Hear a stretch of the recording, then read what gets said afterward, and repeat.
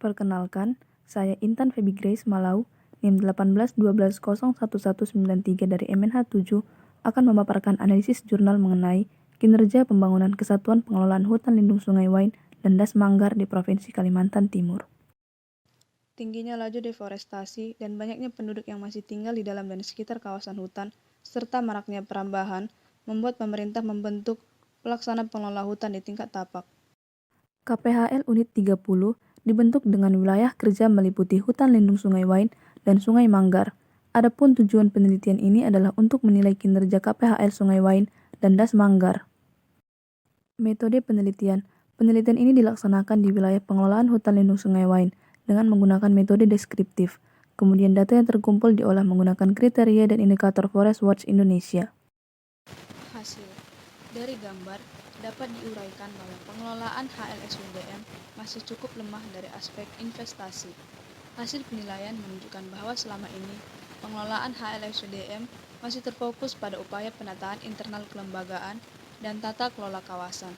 Belum tersedia infrastruktur dan mekanisme yang memberikan ruang investasi yang memadai bagi sektor lain untuk mengembangkan usahanya di kawasan HLSWDM. Hal ini terlihat dari belum adanya struktur yang disediakan untuk memfasilitasi kepentingan investasi dalam pengelolaan hutan di tingkat tapak. Di sisi lain, berdasarkan parameter yang dikembangkan dalam kriteria dan indikator, terdapat beberapa aspek strategis yang perlu menjadi fokus perhatian serius dari pengelola untuk mengoptimalkan pengelolaan yang dijalankan.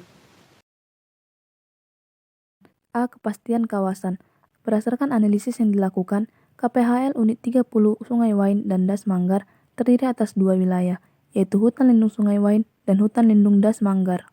B. Kelembagaan. Kawasan Hutan Lindung Sungai Wain dan Das Manggar dikelola oleh Badan Pengelola Hutan Lindung Sungai Wain dan Das Manggar sebagai tim ad hoc berdasarkan Perda Balikpapan Nomor 11 Tahun 2004 tentang pengelolaan HLSW.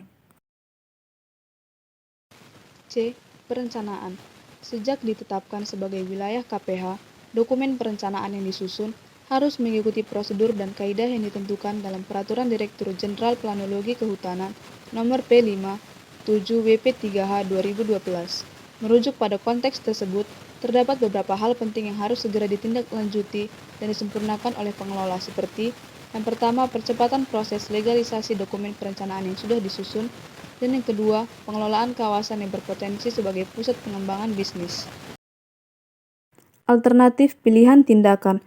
Kompleksitas permasalahan pengembangan KPHL SWDM di tingkat tapak tidak lepas dari persoalan kelembagaan yang berfungsi untuk memberikan pengaturan terkait interdependensi antara pemangku kepentingan dalam pelaksanaan pengelolaan KPH. Ada 4 dimensi yang perlu didalami, yaitu yang pertama, faktor lingkungan eksternal, yang kedua, motivasi kelembagaan, yang ketiga, kapasitas kelembagaan, dan yang keempat, kinerja kelembagaan.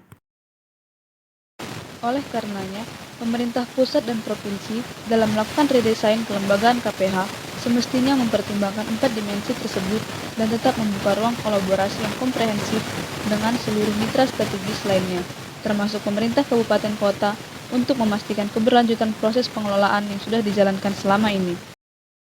Kesimpulan, wilayah KPH yang dikelola berbasis pada tim kolaborasi multipihak menjadi ciri khusus bagi wilayah ini. Meskipun demikian, proses pengelolaan dijalankan cukup baik dan tidak kalah dengan KPH pada umumnya. Hal ini dapat dilihat dari capaian parameter yang ditetapkan dalam pelaksanaan kajian ini.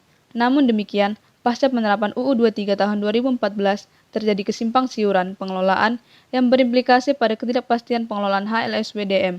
Menyikapi hal tersebut, untuk menjamin optimalisasi dan keberlanjutan pengelolaan tingkat tapak, dibutuhkan penataan sistem kelembagaan yang berfokus pada 4 dimensi utama, yaitu penataan kondisi lingkungan eksternal, motivasi kelembagaan, serta kapasitas dan kinerja kelembagaan. Akhir kata, saya ucapkan terima kasih.